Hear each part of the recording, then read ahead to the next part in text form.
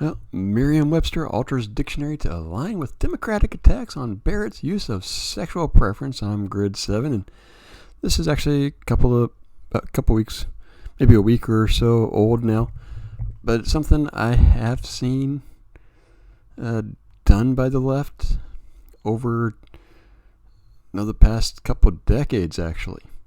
Now, the dictionary on Tuesday changed its definition of preference to note that the term is offensive when used in connection with an individual's sexual orientation.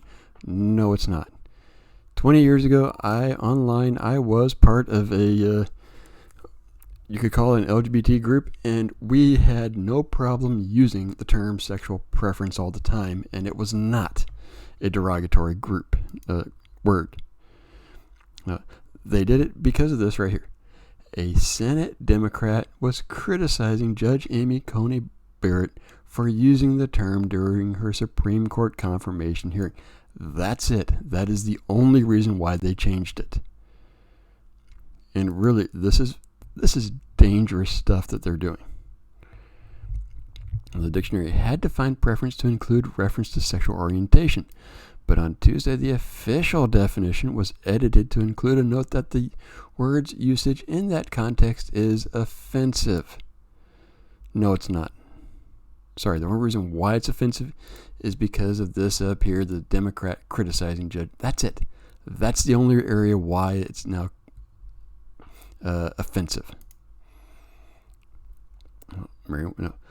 The term preference is used to refer to sexual orientation is widely considered offensive in its implied suggestion that a person can choose who they are sexually or romantically attracted to.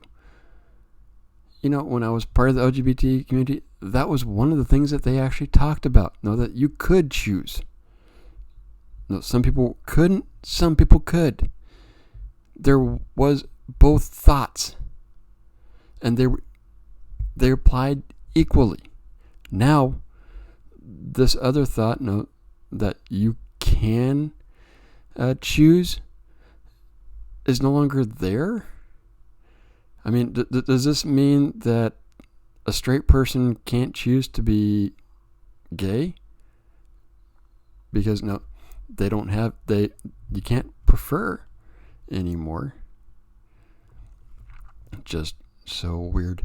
The second day of Barrett's confirmation hearings before the Senate Judiciary Committee, the senator here, a Democrat from Hawaii, grilled Barrett on the use of the term sexual preference, criticizing her for an outdated term. No, you're only using it as an outdated term because you want to attack another woman. That's it. That is it.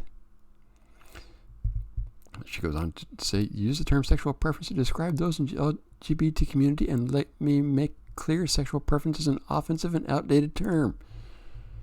No, it's not.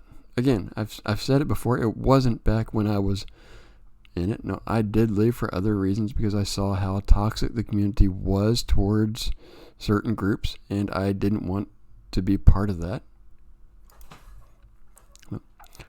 Now, earlier, Senator Dianne Feinstein, the committee's ranking Democrat, had asked Barrett whether she would vote to roll back hard-fought freedoms and protections for the LGBT community. I have no agenda, she replied. I do want to be clear that I have never discriminated on the basis of sexual preference and would not discriminate on the basis of sexual preference. I mean, right there.